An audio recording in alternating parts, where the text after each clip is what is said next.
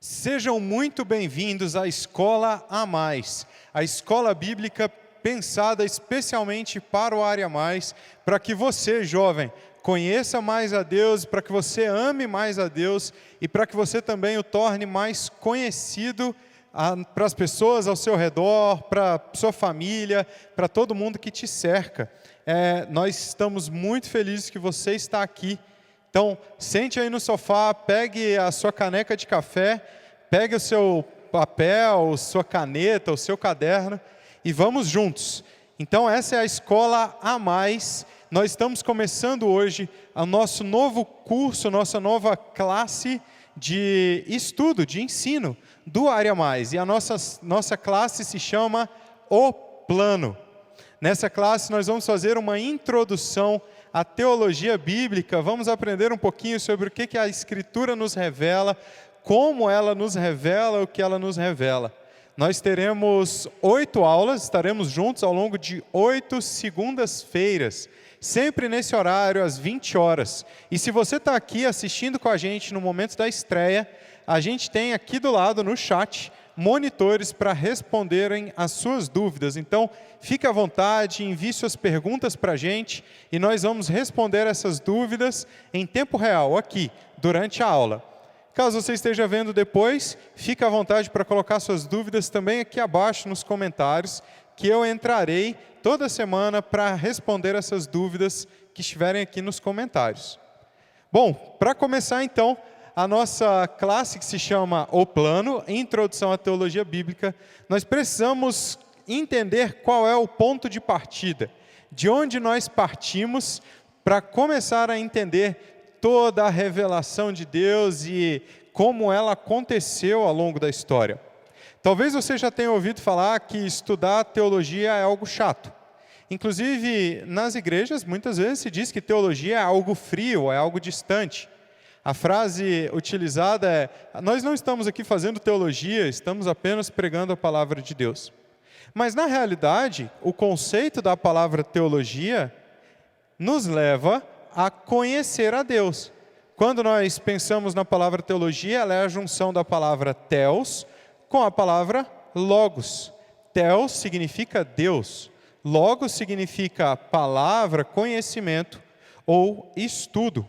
Então, teologia nada mais é do que conhecer ou estudar Deus e todas as suas coisas, estudar as coisas de Deus.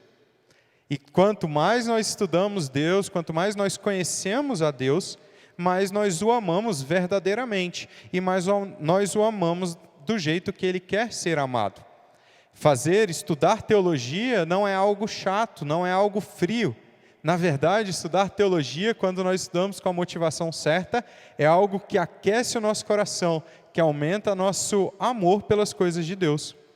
Um teólogo chamado Millard Erickson, ele diz que a teologia estuda as doutrinas da fé cristã, fundamentada principalmente nas Escrituras, situada no contexto da cultura geral, verbalizada numa linguagem atual e relacionada com as coisas da vida. Olha que interessante essa definição do Erickson. A partir dela, nós podemos aprender muitas coisas. Nós podemos aprender que sim, a teologia, ela estuda as coisas de Deus.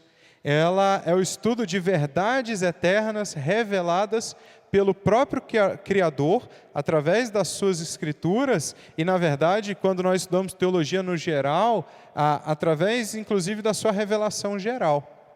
Mas ela não é apenas o estudo das coisas de Deus, mas a aplicação dessas coisas no dia a dia, em todas as questões da vida.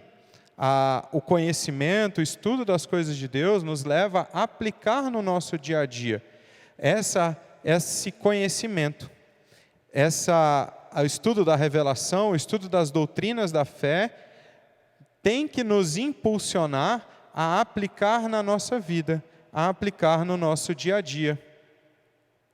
Graham Goldsworth, que é o autor do livro que nós vamos usar para nos guiar, inclusive, nessa EBD, não apenas ele, mas já fazendo um parêntese, aqui abaixo na descrição eu vou deixar algumas dicas de livros que podem te ajudar nessa nossa caminhada de 8 encontros. Mas Graham Goldsworth, ele diz que uma característica de todo cristão é fazer teologia. Todo cristão conhece a Deus e quer conhecer mais a Deus e aplicar no dia a dia o conhecimento de Deus. E ainda que você ache que não faz teologia, você que diz acreditar em Deus, vive de alguma forma e aplica de alguma forma esse conhecimento que você tem. O grande problema é quando nós conhecemos pouco e aplicamos errado. Mas ainda assim, você faz teologia, porque você conhece algo de Deus e aplica na sua vida. R.C. Sproul, ele tem uma teologia sistemática, um livro que se chama Somos Todos Teólogos. E é verdade. Quanto mais nós conhecemos a Deus, mais nós o amamos da forma como Ele quer ser amado. Então sim, nós devemos buscar conhecer cada vez mais a Deus. Esse estudo, então, a teologia, o estudo das coisas de Deus, ele é bem amplo e por isso ele tem as suas diferentes vertentes. Nós podemos pensar, por exemplo, na teologia sistemática, que é o estudo das doutrinas bíblicas. A teologia sistemática vai estudar conjuntos doutrinários, conjuntos de verdades específicos. Por exemplo, ela vai estudar um ramo que se chama Cristologia, que é o estudo acerca da pessoa de Cristo, Soteriologia, que é o estudo acerca da salvação, Eclesiologia, que é o estudo acerca da vida e das funções da igreja, Escatologia, que é o estudo das últimas coisas. Além da teologia sistemática, nós temos a teologia histórica, que é o estudo do desenvolvimento das doutrinas cristãs, de como essas doutrinas cristãs se desenvolveram ao longo do tempo, através da igreja, através dos estudiosos, através dos teólogos. Além disso, nós temos a teologia pastoral, que é o estudo do modo como a palavra de Deus toca a vida das pessoas, principalmente no âmbito ministerial. Para você que tem um chamado pastoral, que quer caminhar nessa direção de liderança, de guiar pessoas, esse é um ramo de estudo que vai nos guiar acerca de como lidar, como anunciar a palavra de Deus especificamente para a vida das pessoas. E por fim, e não restrita a essas 4, são apenas exemplos, mas nós temos a teologia bíblica. A teologia bíblica é o estudo da palavra de Deus em sua moldura histórica progressiva revelada na Bíblia. Eu vou repetir. A teologia é o estudo da palavra de Deus em sua moldura histórica progressiva revelada na Bíblia. O que significa moldura histórica progressiva? A palavra de Deus, ela nos foi revelada, a Bíblia nos foi revelada em uma narrativa. A Bíblia é um relato completo. A Bíblia não é um livro de conhecimentos que você abre em qualquer lugar e ali tem uma palavra para você. Isso pode acontecer e essa é uma maravilhosa forma como Deus age. Mas a Bíblia como um todo, ela tem um conjunto de informações, ela conta uma história, ela faz um relato de Gênesis a Apocalipse. Ao longo de todos os seus livros, ela está nos revelando algo que tem um enredo, que tem um começo, que tem um meio e que haverá de chegar o fim. Mas já a gente chega lá, eu já estou me antecipando aqui. É importante você saber então que a teologia bíblica estuda todo esse enredo. Graham Goldsworth, ele diz que a teologia bíblica examina o desenvolvimento da história bíblica e busca descobrir as inter-relações entre as partes. Ela nos ensina que há um quadro completo e que, por isso, e com base nesse quadro completo, é possível examinar acontecimentos específicos ao longo da Bíblia. A teologia bíblica vai olhar para suas partes específicas e vai entender que essa parte específica está incluída em uma narrativa completa, em um relato completo. Quer um exemplo disso? Nós precisamos entender que o livro de Números, por exemplo, faz parte de uma revelação que é completa, de uma narrativa completa. E como esse livro se relaciona com toda essa narrativa?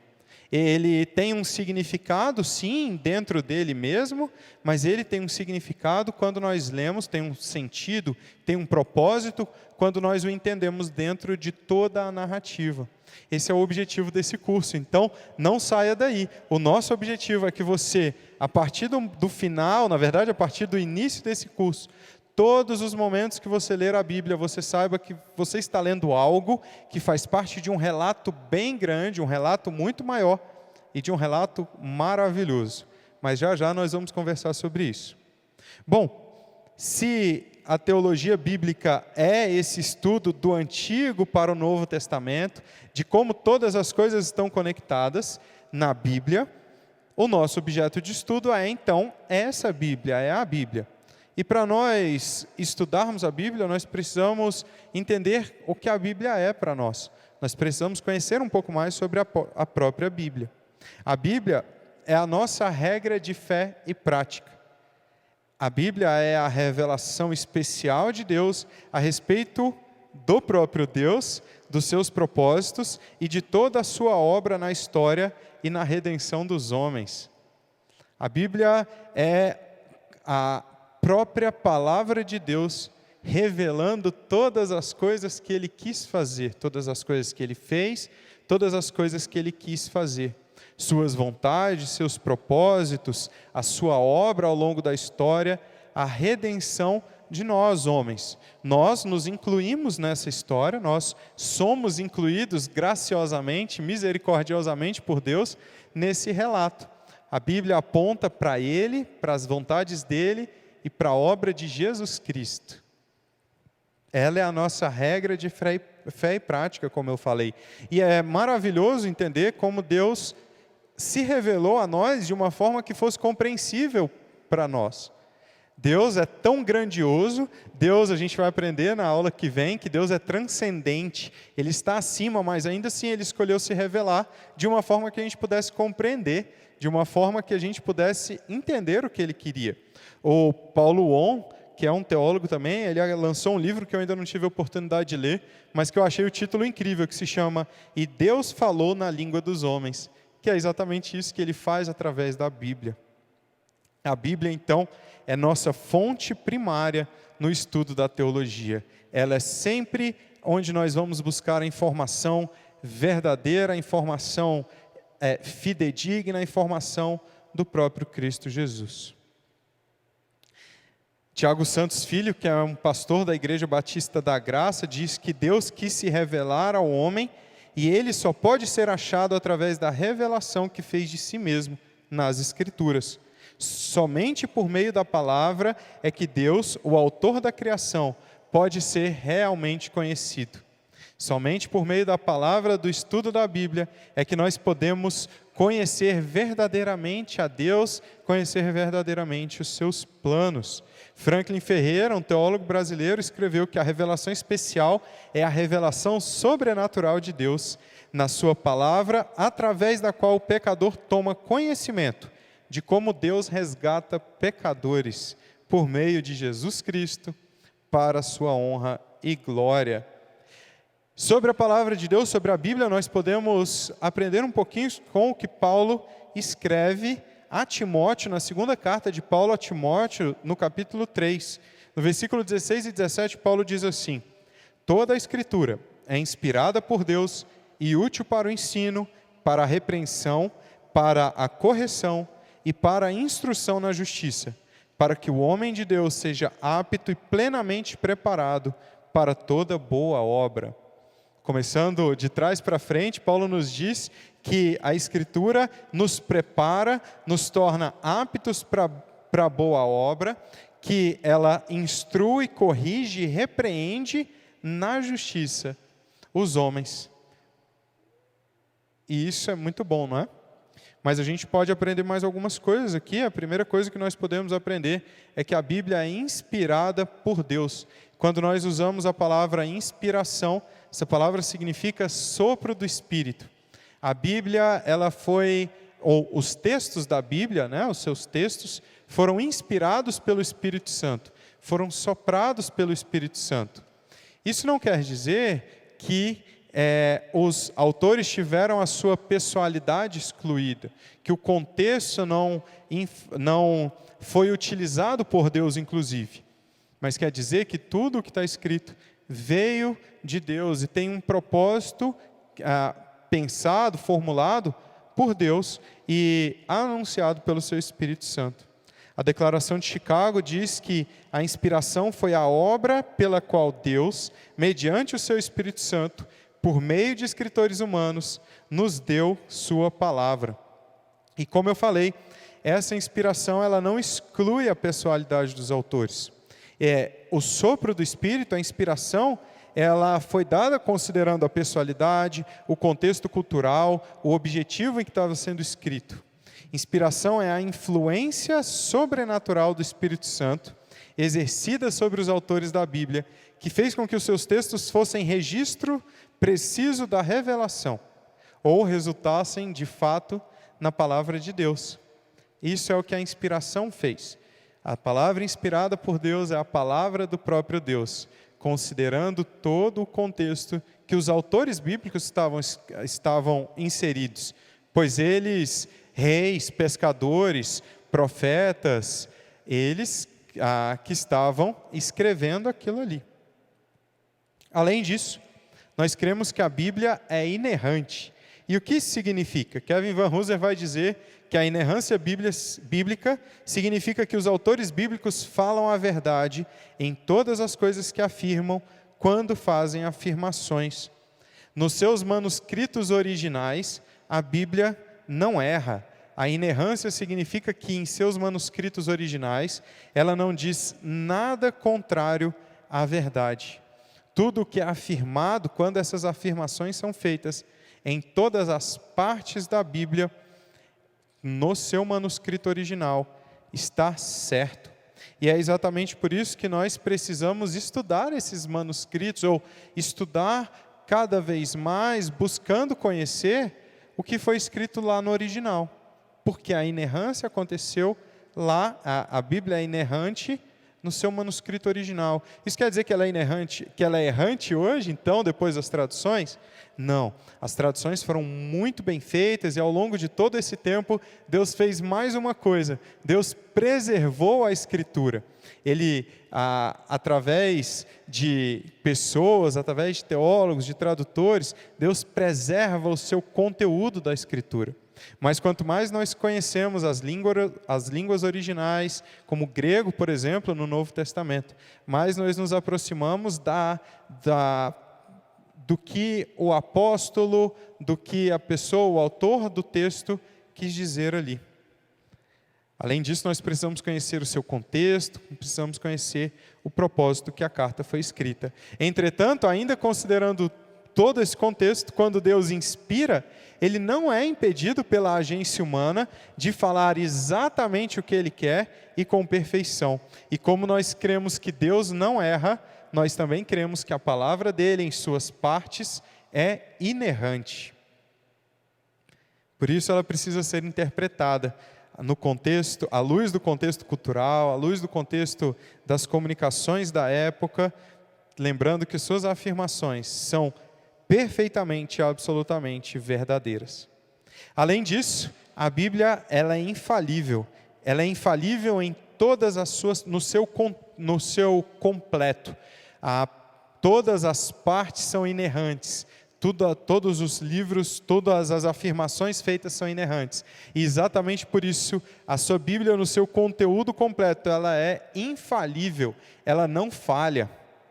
John MacArthur escreve que se Deus é a nossa autoridade definitiva, e se seu caráter é infalível, e se Ele inspirou os autores das Escrituras para que estes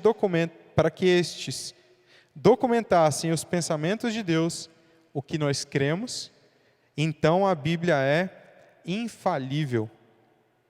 Ela é infalível em sua totalidade, inerrante em todas as suas partes. Tudo o que Deus prometeu através das suas Escrituras, Ele cumpriu ou Ele irá cumprir. Nós cremos que Deus não falha. Se Deus não falha, a sua palavra também não falha. Deus prometeu que enviaria o Redentor, Ele enviou o Redentor. Deus firmou o seu compromisso por meio das suas alianças, como a Bíblia nos relata, e nós estudaremos aqui. E Ele tem feito isso sistematicamente, repetidamente. Deus não falha, e tudo que está escrito na sua palavra também não falha. E aqui, nesse momento, eu queria fazer um parêntese para te encorajar. Deus não falha, isso nos dá esperança, porque se Ele escreveu que toda dor cessará, que toda lágrima será enxugada, A Bíblia ela é infalível e eu te garanto, meu irmão, que essas lágrimas serão enxugadas, essa dor cessará, Jesus Cristo voltará e nos levará com Ele para a glória. A Bíblia não falha e tudo que ela promete, ela cumpre. Muito bom, me empolguei aqui. Uma outra coisa que nós aprendemos é que a Bíblia é a nossa fonte autoritativa. Wayne Grudem, um teólogo que também tem uma teologia sistemática muito boa, diz que a autoridade da Escritura significa que todas as palavras da Escritura são palavras de Deus, de tal modo que descrer ou desobedecer a qualquer palavra da Escritura é descrer e desobedecer a Deus. Se nós cremos que a Bíblia é inerrante, que a Bíblia é infalível, que ela é inspirada pelo Espírito Santo, ela é a própria palavra de Deus, ela é a autoridade nas nossas vidas. Nós precisamos conhecer a Bíblia e buscar obedecê-la o tempo todo, porque desobedecer a Bíblia é desobedecer o próprio Deus. Além disso, a Bíblia é eficaz. Significa que ela, como nós já falamos da infalibilidade, que a Bíblia faz o que ela promete fazer. E essa eficácia da Bíblia é dada exatamente pela sua infalibilidade, pela sua inerrância.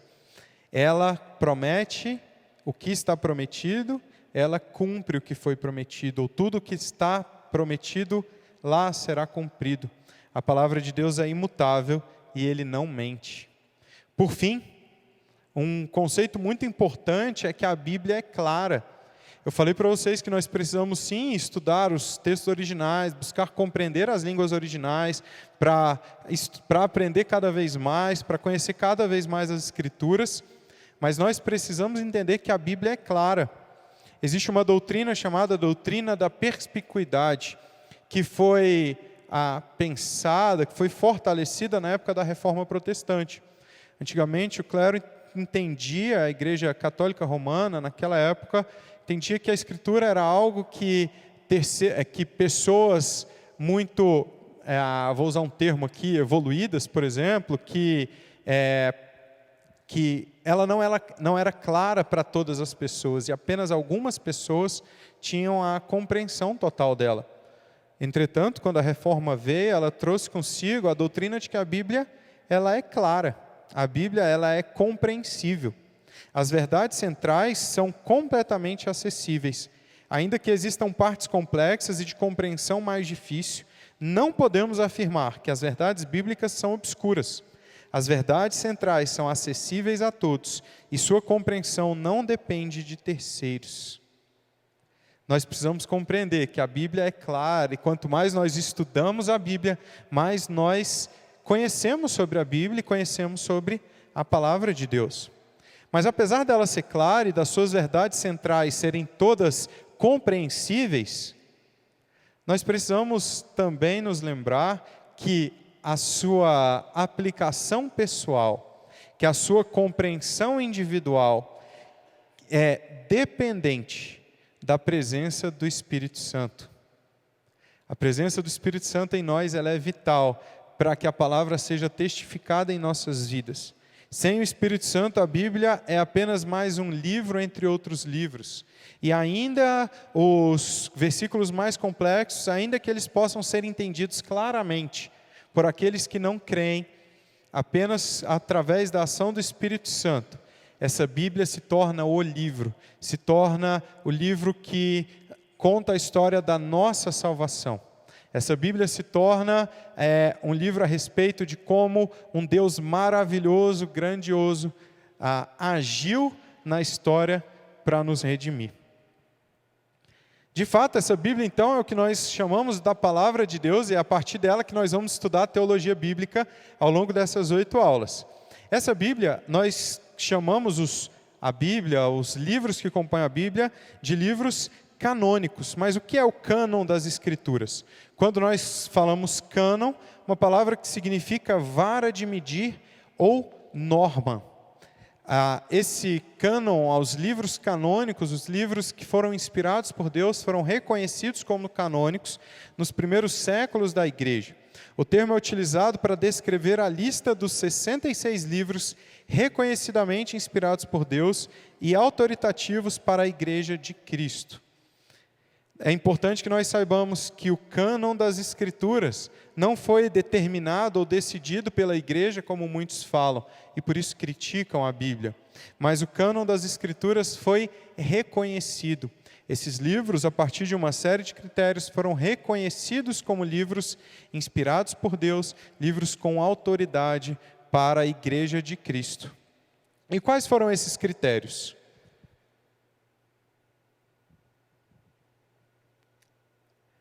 Nós temos 3 critérios que foram utilizados na compreensão, na identificação de que um livro, no reconhecimento de que um livro era inspirado por Deus. O primeiro critério era a apostolicidade. A apostolicidade estava relacionada com a autoridade apostólica daquele livro. Ele deveria ser escrito diretamente por um apóstolo ou por uma pessoa intimamente ligada a um apóstolo, se nós estamos falando do Novo Testamento. Por exemplo, quando os textos não eram escritos diretamente por um apóstolo, ele era tutelado, ele era narrado, ele era fiscalizado, talvez não seja uma boa palavra, mas ele era monitorado por um apóstolo. Por exemplo, o Evangelho de Marcos foi escrito sobre a tutela de Pedro, enquanto o Evangelho de Lucas foi escrito sobre a orientação, a tutela, os ensinamentos de Paulo. Então, primeira coisa, o livro precisava ter origem apostólica. A apostolicidade dele era o primeiro critério. O segundo critério era o reconhecimento da igreja primitiva. O texto ele deveria ser reconhecido e utilizado pela igreja do primeiro século, a igreja que viveu o que aconteceu, viveu o evangelho, e que foi então influenciada diretamente por Jesus e pelos apóstolos. Então o texto deveria ser reconhecido e utilizado pela igreja do primeiro século como autoritativo e como tendo origem apostólica. Isso que nós chamamos de reconhecimento da igreja primitiva. O terceiro fator, então, para o reconhecimento do livro como canônico é a harmonia interna e externa, que é a coerência interna e externa com os textos já reconhecidos. Se a gente está falando do Novo Testamento, com os evangelhos, que foram os primeiros textos reconhecidos. Então, a carta, a epístola, o livro deveria ter coerência, deveria estar dentro do escopo de assuntos de revelação, de conteúdo dos livros já reconhecidos como a palavra de Deus. A partir do reconhecimento do cânon das Escrituras, a Bíblia se tornou, então, a Bíblia foi compreendida, então, com um conceito que os teólogos denominaram em latim como norma normans et sine normativa, que significa a única norma ou padrão que significa que ela é a única norma ou padrão que tem autoridade para medir ou normatizar a Bíblia, é ela mesma, é a própria Bíblia. Então, a Escritura tudo julga, mas por nada pode ser julgada, a não ser por ela mesma. A Bíblia é a norma da Bíblia, ela é o cânon, ela é a régua de medida, ela é a norma pela qual nós avaliamos todas as outras coisas, inclusive a própria Bíblia. Mas e aí? O que é essa Bíblia inerrante, não vou lembrar a ordem certinha, hein? O que é essa própria Bíblia inspirada, inerrante, infalível, que é a autoridade nas nossas vidas, que é eficaz, que é clara, que é compreensível? O que ela nos revela? Provavelmente eu esqueci, se eu esqueci alguma aí, bota no chat aqui, a que eu não falei agora de cabeça. O que a Bíblia nos revela? A Bíblia nos narra como um Deus que criou todas as coisas, escolheu salvar, ou seja, redimir, para si, pecadores, por meio do sacrifício substitutivo do seu Filho Jesus, para a honra e glória do seu nome.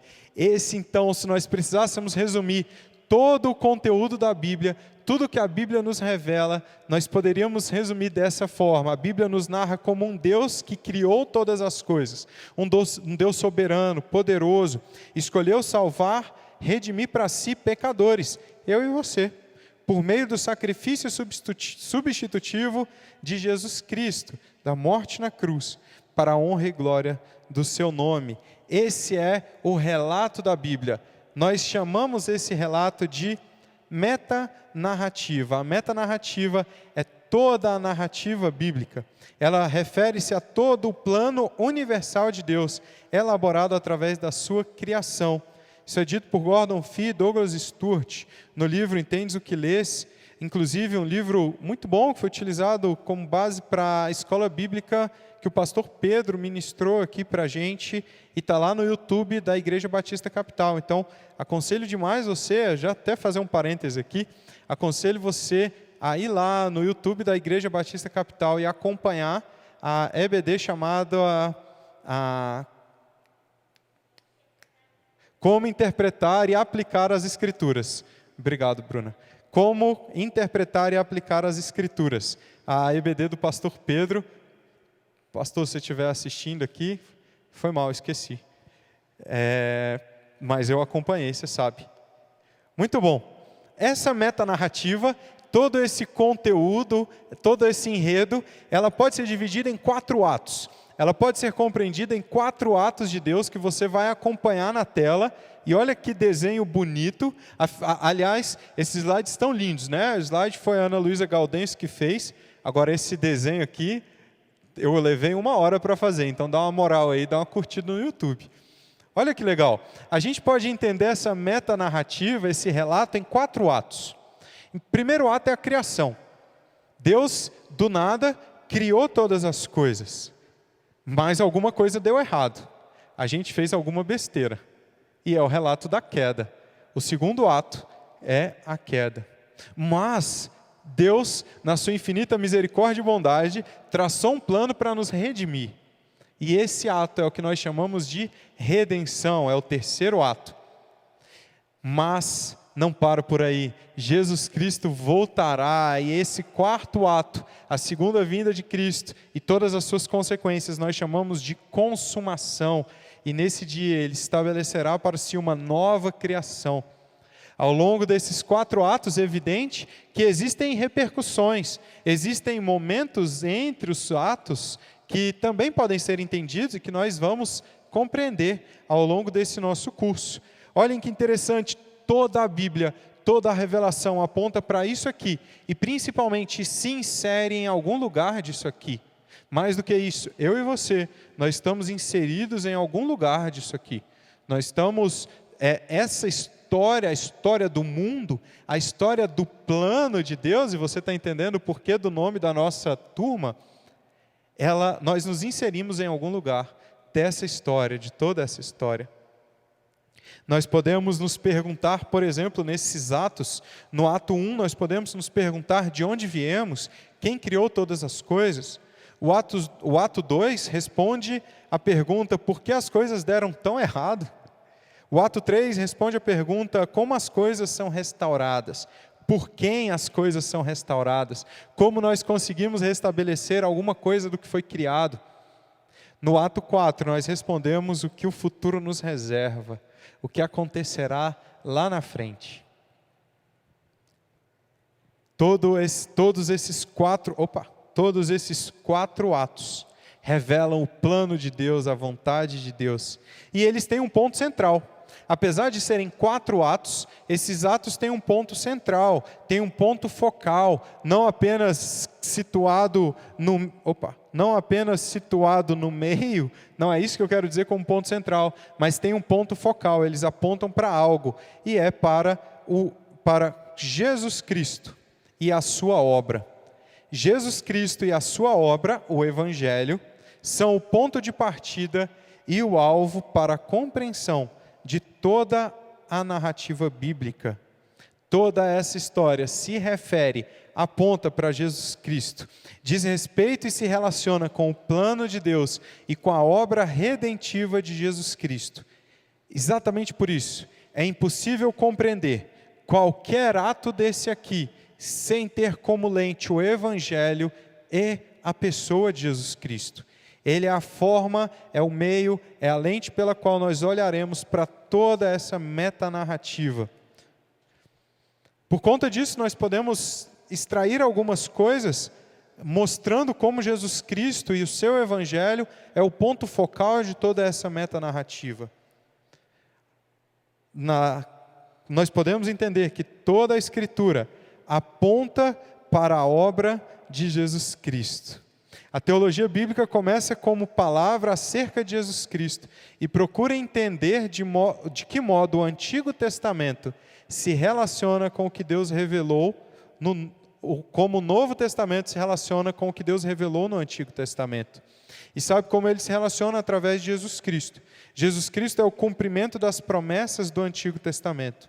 E o Evangelho nos mostra o verdadeiro significado do Antigo Testamento. E também o Evangelho só pode ser compreendido como cumprimento das promessas a partir do momento em que nós olhamos para o Antigo Testamento.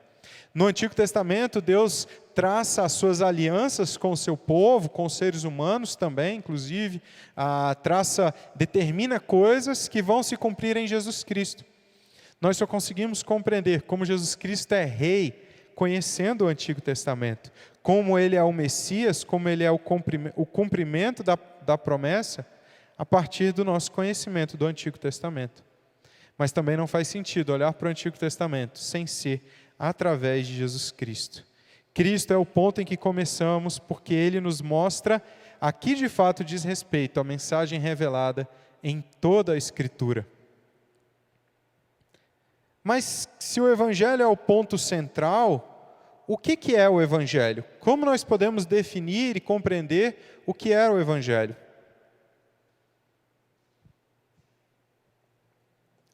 Essa é uma pergunta muito importante. Compreender o que é o Evangelho faz toda a diferença para os cristãos. No início da carta de Paulo aos Romanos, o apóstolo Paulo nos ajuda a responder essa pergunta de alguma forma.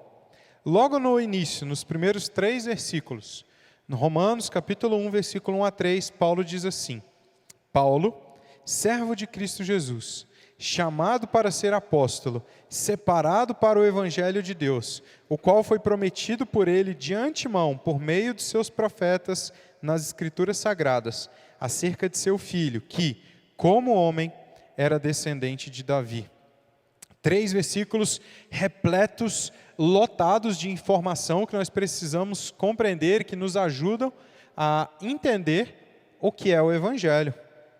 O Evangelho é o Evangelho de Deus. Deus é o autor, o Criador, é quem pensou no Evangelho, é quem planejou o Evangelho, Deus é quem estruturou todo o plano e mais, Deus é quem executou todo o plano. O Evangelho realiza o que Deus quer que realize e do modo como Ele determina. O Evangelho não trata, primeiramente, de como resolver os meus problemas, de como sanar as nossas necessidades. Não trata de como dar sentido à minha existência, não trata de como resolver os meus problemas emocionais, ainda que Ele faça isso depois, como sua consequência. Não é sobre isso que o Evangelho diz. O Evangelho é o Evangelho de Deus, falando de um plano de Deus que foi planejado e executado pelo próprio Deus, que pode ser resumido em o plano de um Deus santo e justo de justificar, aceitar e se relacionar com o pecador, conosco.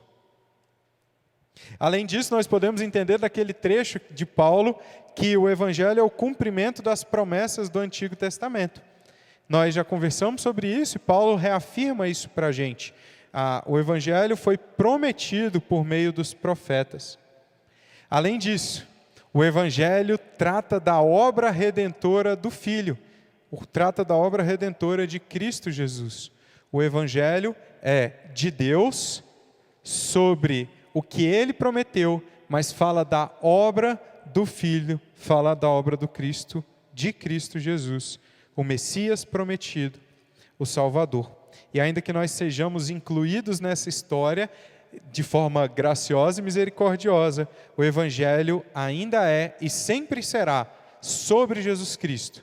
O Evangelho não é sobre nós, mas é sobre Jesus Cristo, para a sua própria honra e glória. Jesus Cristo é apresentado nas Escrituras como aquele por meio de quem as promessas se cumprem.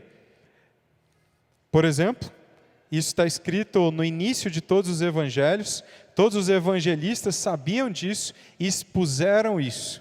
Mateus, no primeiro versículo, diz: registro da genealogia de Jesus, Cristo, filho de Davi, filho de Abraão. Cristo é apresentado como o filho de Davi que cumpriria a promessa a Davi, como filho de Abraão que cumpriria a promessa a Abraão. Marcos também escreve isso nos seus 2 primeiros versículos. Princípio do Evangelho de Jesus Cristo, Filho de Deus, conforme está escrito no profeta Isaías. Marcos nos afirma que o Filho de Jesus Cristo, o Evangelho de Jesus Cristo, já foi anunciado pelo profeta Isaías.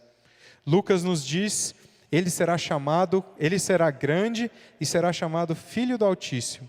O Senhor Deus lhe dará o trono de seu pai Davi, mais uma demonstração de que Cristo era o cumprimento da promessa de Deus a Davi.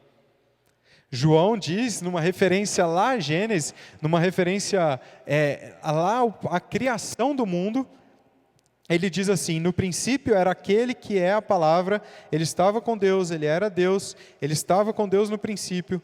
Todas as coisas foram feitas por intermédio dele, sem ele nada do que existe teria sido feito. Ele vai lá para os primórdios e diz: Jesus Cristo já estava lá e todas as coisas foram feitas por meio dele. E olha que legal, o próprio Cristo Jesus afirma isso. Depois da sua ressurreição, na estrada para Emaús, ele encontra uns discípulos cabisbaixos, uns discípulos desanimados, tristes, por conta do que aconteceu, por conta da sua crucificação, da sua morte. E ele diz para os seus discípulos, numa pregação expositiva do que os profetas falaram acerca dele, ele diz assim: ele lhes disse: como vocês custam a entender e como demoram a crer em tudo o que os profetas falaram. E começando por Moisés e todos os profetas, explicou-lhes o que constava a respeito dele em todas as Escrituras. Ele expôs todo o Antigo Testamento, ou todas as Escrituras, expôs o que constava ali a seu respeito, que todos os profetas tinham revelado acerca de Jesus Cristo. O Evangelho é o meio pelo qual Deus redime pecadores, e é o que se deve crer para a salvação, ainda respondendo à pergunta do que é o Evangelho. O Evangelho é planejado pelo Pai, é o cumprimento da promessa do Antigo Testamento, é executado, colocado em prática pelo Cristo, Cristo Jesus, Filho de Deus, e o Evangelho também é o meio pelo qual Deus redime pecadores, e é o que se deve crer para a salvação, e entender isso é muito importante. Paulo fala sobre isso no início do versículo 16 do capítulo 1 de Romanos. Ele diz: porque é o poder de Deus para a salvação de todo aquele que crê. O Evangelho é tudo o que se deve crer para a salvação. Precisamos crer no que o Evangelho nos relata para então de fato sermos salvos. Jesus Cristo é o objetivo do Antigo Testamento, né? Como nós podemos resumir tudo isso que vimos? Jesus Cristo é o objetivo do Antigo Testamento, ele dá seu verdadeiro significado. Ele é o nosso ponto de partida para todo o verdadeiro conhecimento da revelação bíblica e, portanto, para toda a teologia. Ele também é o alvo para o qual nos dirigimos. Nós devemos olhar, então, para todo o relato da criação, todo o relato do plano de Deus, todo o relato da Bíblia, e analisar todo esse relato à luz do Evangelho, à luz de Cristo Jesus. Mas se isso é o Evangelho, nós precisamos entender que outras coisas não são o Evangelho. Existem verdades fundamentais na Bíblia que não são o Evangelho. E por que é importante crer nisso? Entender isso, né? Por que é importante compreender que existem outras coisas que não são o Evangelho? Para que nós direcionemos o nosso foco na pregação do Evangelho, no evangelismo. O Evangelho é tudo aquilo que se deve crer, a obra redentora de Cristo Jesus. Outras coisas não são o Evangelho. E ainda que se deva compreender, entender, não é a compreensão destas coisas que não são o Evangelho que salva. O que então não é o Evangelho? O Tim Keller Timothy Keller, que eu já estou íntimo. Estou brincando, é um pastor de Manhattan, que a gente aqui no Área Mais lê muitos livros dele. Então a gente fica íntimo, a gente chama ele de Tim. O Tim escreve algumas coisas assim: o Evangelho não diz respeito ao que fazemos, mas ao que foi feito por nós. O Evangelho é uma boa notícia que cria uma vida de amor, mas a vida de amor não é, em si, o Evangelho. O que ele está querendo dizer é que apenas o Evangelho salva, o foco na salvação, o foco do Evangelho deve ser, o foco da nossa salvação deve ser o Evangelho. Há uma relação de causa e consequência, a causa é o Evangelho. Isso não quer dizer que nós não devemos ter uma mudança de vida. Isso não quer dizer que nós não devemos fazer algo em resposta. Isso não quer dizer, por exemplo, que nós não devemos ter uma vida de amor. Mas estas coisas não salvam. A mudança de vida e o novo nascimento, por exemplo, não são o Evangelho, mas a consequência do Evangelho. Se você crê que a sua vida está sendo transformada para melhor, se você crê que você nasceu de novo, se você crê nas suas obras, nas coisas boas que você faz, isso não vai te trazer salvação. O que salva é o Evangelho. Crer que você é nascido de novo não te faz nascido de novo, mas crer no Evangelho de Jesus Cristo, na sua obra, na sua morte na cruz e ressurreição, isso te faz nascido de novo. Tim Keller fala que o Evangelho é uma boa notícia sobre o que Jesus fez para restaurar o nosso relacionamento com Deus. Olha que maravilhoso, esse é o nosso foco no estudo. Nós vamos olhar para todas as coisas a partir dessa compreensão, a partir da luz do Evangelho, a partir da obra salvadora de Cristo Jesus, e vamos compreender todos os atos de Deus, tudo o que Deus fez ao longo da história e ainda fará. Fique conosco, não falte a próxima aula, nós estamos muito empolgados porque Deus tem reservado para nós, porque Deus tem para fazer com essas aulas na nossa juventude. Eu espero você segunda-feira que vem. Não esqueça de curtir, compartilhar essa aula, deixar o seu comentário aqui no chat, deixar a sua dúvida, ou se você está assistindo depois, deixar aqui embaixo. Um abraço, Deus te abençoe e até segunda que vem.